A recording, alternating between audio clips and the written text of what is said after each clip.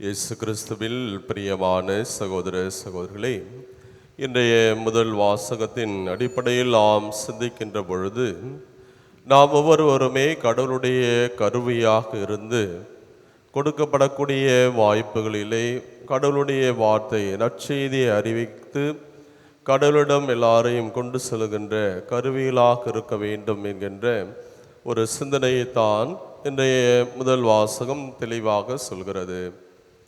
அன்புக்குரிய சகோதர சகோதரிகளே, இன்றைய முதல் வாசகத்தை நாம் பார்க்கிற பொழுது ஆண்டவருடைய தூதர் பிலிப்பை எப்படியெல்லாம் வழி நடத்தினார், குறிப்பாக அந்த எத்தியோப்பிய அரசினுடைய நிதி அமைச்சர் அவரை ஆண்டவர்பால் கொண்டு வருவதற்கு பிலிப்பு எப்படி ஒரு கருவியாக இருந்தார் என்பதை இன்றைய முதல் வாசகம் தெளிவுபடுத்துகிறது.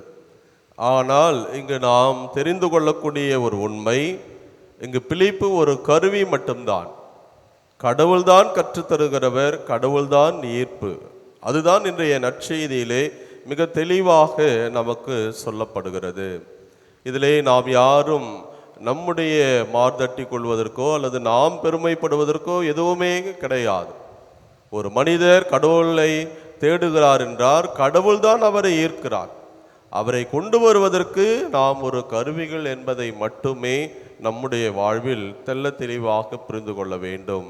நான் அதை செய்தேன், இதை செய்தேன், இத்தனை பேருக்கு நான் இதை கடவுள்வால் கொண்டு வந்தேன் என்று மார்தட்டி கொள்வதற்கோ பெருமைப்படுவதற்கோ நாம் எந்த விதத்திலும் அருகதை அற்றவர்கள். கடைசியிலே கூட முதல் வாசகத்திலே பார்க்கிற பொழுது எல்லாம் நிறைவேறிய பிற்பாடு கடவுளுடைய தூதர் பிலிப்பை அப்படியே தூக்கி கொண்டு போனார் என்றுதான் சொல்லப்படுகிறது. அந்த அளவிற்கு கடவுள்தான் நம்மை கருவிகளாக வைத்து பயன்படுத்துகிறார் என்பதை நாம் தெளிவாக புரிந்து கொள்ள வேண்டும். அன்பார்ந்த சகோதர சகோதரிகளே, நாம் செய்ய வேண்டியது கொடுக்கப்பட்ட அந்த வாய்ப்பில் கடவுள் நமக்கு கொடுத்ததை தெளிவாக செய்ய வேண்டும்.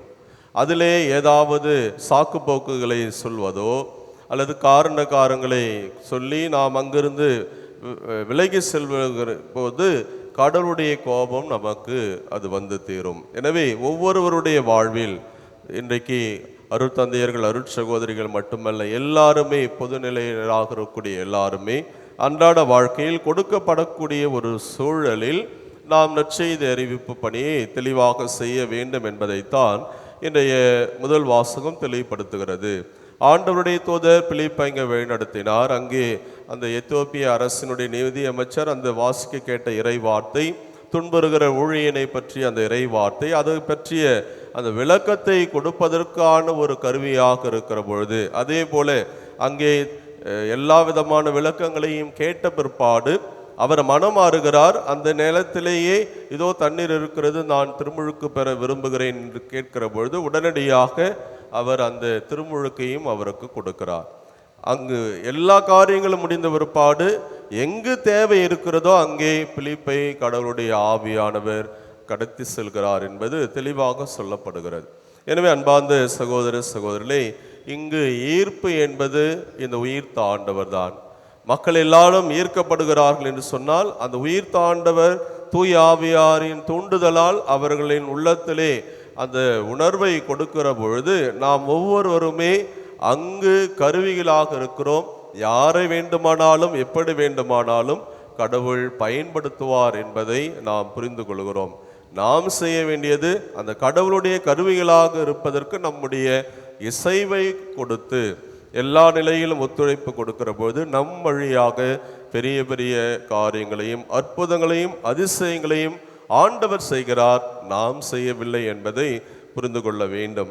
எனவே ஒவ்வொரு வாழ்க்கை சூழ்நிலையிலும் இந்த கடவுளுடைய கருவிகளாக இந்த உயிர்த்த ஆண்டவருடைய எல்லா விதமான பணிகளுக்கு நம்மையை உட்படுத்துகிற அன்பு பிள்ளைகளாக வாழ தொடர்ந்து ஜெபிப்போம். இறைவன் நம்மை நிறைவாக ஆசீர்வதிப்பாராக. ஆமீன்.